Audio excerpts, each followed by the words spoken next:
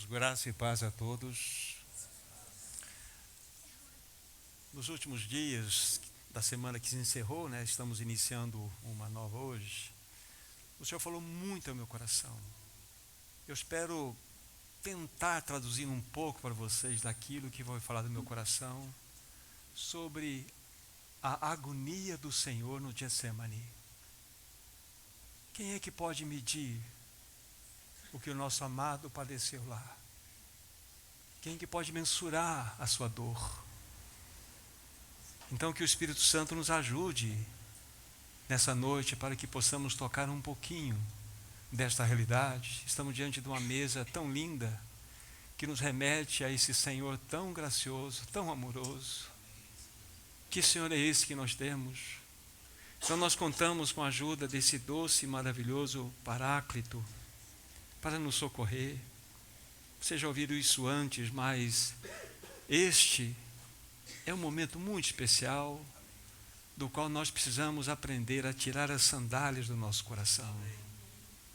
Nós vamos entrar em território, que é um território que o Senhor permitiu que nós adentrássemos, de tocar a sua dor, de tocar o seu sofrimento. Ele permitiu, ele poderia ocultar isso de nós, mas ele se expôs. Então nós podemos, com os nossos corações descalçados, entrar nesse momento. Então que o Espírito Santo nos ajude nessa noite, para que vejamos um pouco mais de quão nosso amado Jesus é belo, como ele é lindo.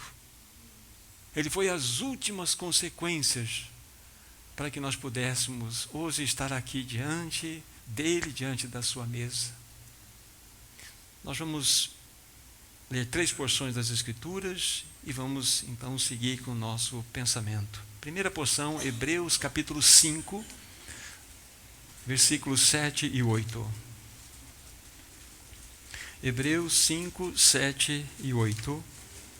A palavra de Deus assim diz: Ele, Jesus, nos dias da sua carne, tendo oferecido com forte clamor e lágrimas, orações e súplicas a quem o podia livrar da morte, e tendo sido ouvido por causa da sua piedade, embora sendo filho, aprendeu obediência pelas coisas que sofreu.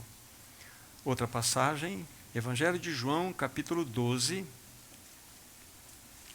apenas um único versículo, que é o 27.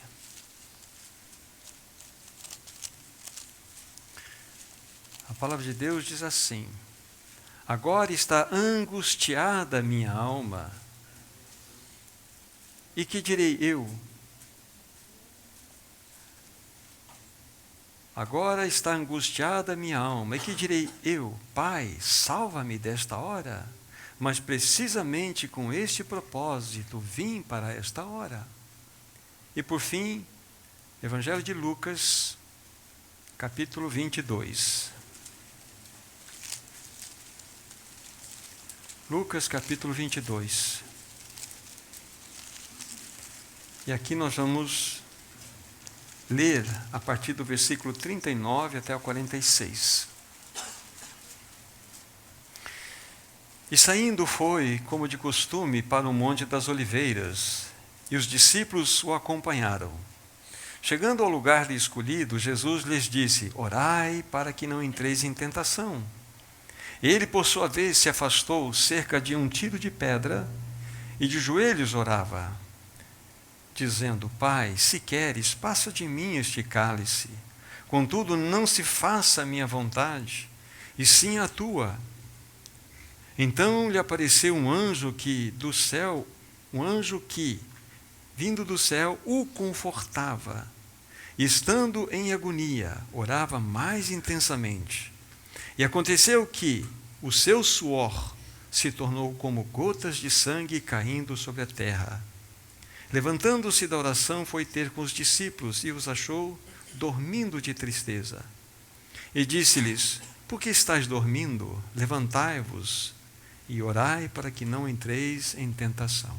Até aqui as porções. Nós sabemos claramente que o grande conflito, a grande batalha, o grande dilema do Getsemane aconteceu dentro do coração do nosso amado Senhor Jesus Cristo. Nós sabemos que nosso amado Senhor Jesus, que pela eternidade ele gozava de uma plena comunhão com o seu Pai. Ele via a face constantemente do seu Pai e se alegrava.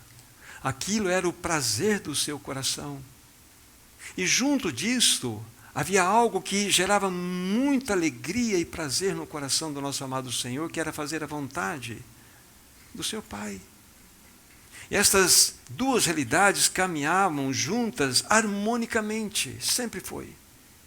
No entanto, quando o Senhor Jesus chega aqui no Getsemane, estas duas realidades entrariam em choque. E o Senhor Jesus teria que decidir, ele teria que optar, ou continuar na sua contemplação eterna da face do Pai, numa comunhão maravilhosa e perpétua, ou obedecer à vontade do seu Pai. Ele teria que optar por uma destas realidades. E nós sabemos que ele então, ele optou pela vontade do seu Pai em fazê-la. Sabe por quê? Por amor a você, Bruno. Por amor a você, Fefe. Por amor a você. Então ele abre mão dele mesmo. Ele abre mão daquela realidade tão maravilhosa que ele tinha, que era o contemplar da face do seu Pai, e então escolhe vivenciar a vontade dele. Agora, eu preciso só fazer uma pequena observação de uma única palavra que aparece aqui, está especificamente citada no livro de Lucas, da palavra agonia. Essa palavra agonia, se você for olhar na sua tradução, você vai encontrar a seguinte definição: lutas e emoções mentais terrivelmente severas. E uma outra compreensão que podemos ter dessa palavra é ter o interior sacudido de maneira violenta. Ditas estas palavras, amados irmãos, como nós podemos explicar? Como nós podemos fazer a leitura adequada sobre a profunda agonia que se abateu sobre o nosso amado Senhor Jesus Cristo? Como que nós podemos perceber isto de maneira evidente? Uma outra realidade que eu levantaria é através de uma pergunta: o que poderia justificar, o que poderia trazer para nós uma explicação plausível para que nós compreendêssemos essa realidade do seu intenso sofrimento físico, mental e espiritual que ele suportou lá no jardim? Só existe apenas uma única resposta, depois daquilo que nós falamos no aspecto introdutório. Toda aquela agonia, toda aquela dor que se abateu sobre o coração do nosso amado Senhor Jesus Cristo foi causado pelo fardo do pecado dos homens que já estava começando a pesar sobre ele de uma maneira sobrenatural. Sabe, amados irmãos, o Senhor Jesus havia assumido um compromisso com o seu Pai. Devido à obediência dele, o Senhor Jesus assumiu 3 compromissos com o seu Pai. O primeiro deles está fundamentado em 2 Coríntios 5:21. Lá está escrito: aquele que não conheceu o pecado, Deus o fez pecado por nós. E continua o texto. Então, ele assumiu um compromisso diante do seu Pai de se tornar pecado por nós. Foi o primeiro compromisso que Jesus assumiu diante do seu Pai, em obediência a ele. O segundo compromisso, fundamentado em Gálatas 3,13, não preciso ir lá. Cristo nos resgatou da maldição da lei, tornando-se ele mesmo maldição em nosso lugar, porque escrito está: maldito todo aquele que for pendurado no madeiro. Ele assumiu o compromisso diante do seu Pai que se tornaria maldição por você, Silvia, naquela cruz. Por nós. Esse é o compromisso que ele assumiu. Um terceiro compromisso que o Senhor Jesus assumiu diante do seu Pai, fundamentado lá em Isaías 53, versículo 6. Está escrito lá assim: todos nós andávamos desgarrados como ovelhas, mas o Senhor fez cair sobre ele a iniquidade de nós todos. O compromisso foi em ele carregar a nossa iniquidade. Foram esses três compromissos a partir da obediência estabelecida que o Senhor Jesus assumiu. Será que nós podemos, amados irmãos, compreender o quão pesado foi este fardo que sobre ele encontrava-se? Lá em 1 Pedro 2,24 está escrito que ele mesmo carregou em seu corpo sobre o madeiro os nossos pecados. Tem a continuação do texto. Mas ele carregou os nossos pecados, mediante ao compromisso que ele havia estabelecido com o seu Pai. Amados irmãos, foram os nossos pecados que provocaram a agonia extrema no nosso amado Senhor. E, queridos irmãos, a agonia que estava sobre o nosso amado Senhor era tão intensa que, conforme a leitura que nós fizemos no livro de Lucas, a Bíblia fala que os vasos capilares do corpo do nosso amado Senhor se romperam e ele suou gotas de sangue. Não é isso que lemos lá? A primeira menção que eu fiz para vocês foi o livro de Hebreus, capítulo 5, versículos 7 e 8. Deixa eu recuperar essa leitura, vocês só prestem atenção. Lá está escrito assim: ele, Jesus, nos dias da sua carne, tendo oferecido com forte clamor e lágrimas, orações e súplicas a quem o podia livrar da morte, e tendo sido ouvido por causa da sua piedade, embora sendo filho, aprendeu obediência pelas coisas que sofreu. Esse texto só pode ser explicado à luz do Getsemane. O que aconteceu com o nosso amado Senhor Jesus? Ele entrou num colapso emocional, num profundo estado de agonia que ele pensou que o seu corpo não suportaria toda aquela pressão e dor que havia se abatido sobre ele. Mas o ataque de Satanás sobre ele, trazendo todo o pavor, todo o lixo do inferno sobre nosso amado Senhor. Isso fez com que ele clamasse, a Bíblia usa aqui lágrimas, com muito choro diante de Deus o Pai. Sabe, Anderson, a dor do seu coração é ele não poder ir para o Calvário para morrer por você. Ele entrou num colapso no Getsemane. Essa morte aqui não é a morte da cruz, é a morte que poderia ser ocasionada no Getsemane. E isso impediria de ele ir para o Calvário. Isso trouxe uma aflição profunda no coração do nosso amado Senhor. Aí você entende porque ele transpirou ou suou gotas de sangue. Aí você entende porque um anjo do céu foi enviado para consolar, porque os discípulos estavam dormindo. Você entende esse Senhor? Que Senhor é esse, Ricardo? Ele entrou num profundo estado de angústia, de agonia, só em pensar que ele poderia não ir até o Calvário e morrer por você. Então ele foi socorrido. Ele foi socorrido. Ele queria chegar ao Calvário porque ele amava e ama o Marquinhos. Que Senhor é esse? Então aqui nós estamos diante de um dos relatos dos piores sofrimentos que se abateu sobre o nosso amado Senhor Jesus. Foi no jardim de Getsemane que o Senhor começou a sofrer todo o peso maligno do nosso pecado. Esta é a causa da agonia dele. Mas poderíamos levantar uma pergunta agora. Senhor Jesus, qual foi o motivo que te levou a escolher esse caminho de ser feito pecado por nós, de se tornar maldição por nós e de receber toda iniquidade sobre ele. Por que, Senhor, o Senhor fez isto?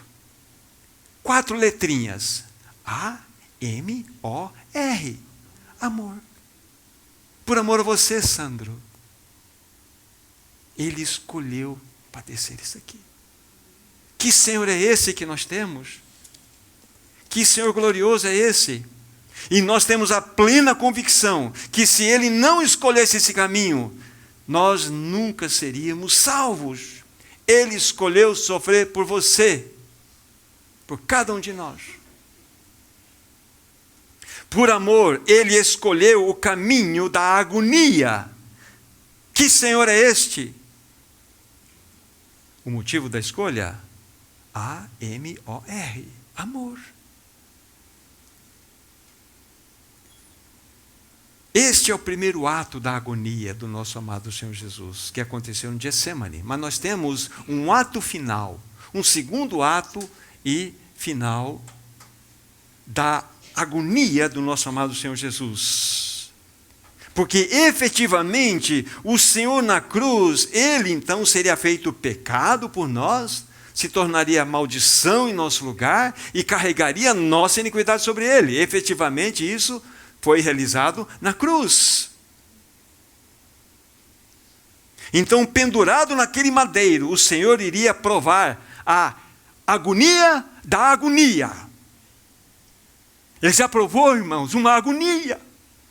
Mas agora ele ia provar a agonia da agonia. Eu fico pensando, eu estava pensando essa semana, mas como assim, Senhor?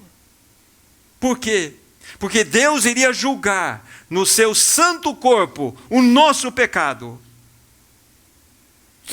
E de que forma? Derramando sobre ele, Deus iria derramar sobre ele toda a ira que sobre nós deveria ser derramada. Deus iria julgar o nosso pecado em seu Filho. Vocês se lembram de um texto? Não precisa ir lá. Hebreus 10:31. Um texto curtinho. Lá está escrito assim: horrível coisa é cair nas mãos do Deus vivo. Paulo, horrível coisa é cair na mão do Deus vivo. O teu Senhor caiu nas mãos do Deus vivo. Jesus caiu nas mãos do Deus vivo. Jesus caiu. E sobre ele derramou toda a sua ira. Você não caiu nas mãos do Deus vivo, mas o teu Senhor caiu. Aí você pergunta, e nós? Aí você se lembra de um texto que é 1 Tessalonicenses 5:9. Lá está escrito assim: Deus não nos destinou para a ira, mas para alcançar a salvação mediante Jesus Cristo. A ira que deveria cair sobre mim, sobre nós, porque nós merecíamos, não veio sobre nós.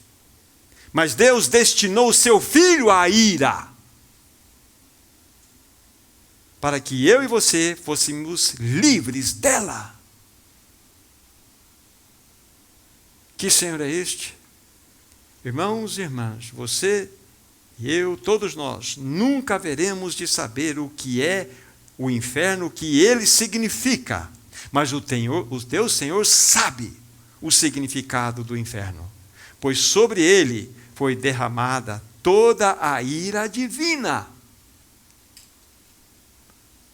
Então nós estamos aqui diante desse segundo ato da agonia. Deus então derrama a ira sobre o seu Filho, e junto a isto tem o toque final, o abandono. Deus meu, por que me desamparaste? É a agonia da agonia. Que Senhor é esse que nós temos? Então o Senhor provou essa agonia extrema. Qual o motivo? Amor. Amor. Para que eu e você pudéssemos provar da sua plena graça. Ah, querido irmão, querida irmã, qual deve ser a nossa reação diante de uma mesa como esta, que nos remete a toda esta realidade? Quando nós olhamos para ela, agora nós podemos entender e até reverentemente mostrar que essa mesa tanto nos fala da agonia extrema do nosso amado Senhor, bem como do seu eterno amor que por nós foi demonstrado na cruz. Por amor, esse nosso amado Senhor desceu da glória, homem se fez e realizou essa obra tão gloriosa como esta. Meu irmão, minha irmã, você tem algo a dizer a esse teu Senhor. Ainda que seja, Senhor, muito obrigado. Senhor, eu te amo, eu te adoro. Que verdadeiramente Ele possa ser glorificado no meio dos santos nessa noite. Que nós possamos expressar com lábios, com cânticos, com leituras, toda a gratidão que há no nosso coração por um Senhor tão cheio de amor, que escolheu obediência, que escolheu sofrer o que sofreu, por amor a cada um de nós. A Ele toda a glória, toda a honra, todo o louvor. Ah, maravilhoso Senhor, nós somos tão gratos. Quem poderia suportar o que Tu mesmo suportaste? Só mesmo Tu mesmo poderias. E nós Te louvamos nessa noite, diante da Sua santa mesa. O Senhor sofreu a agonia da agonia para que nós pudéssemos estar aqui celebrando a mesa. O Senhor tomou o cálice da ira para que nós tomássemos nessa noite o cálice da bênção.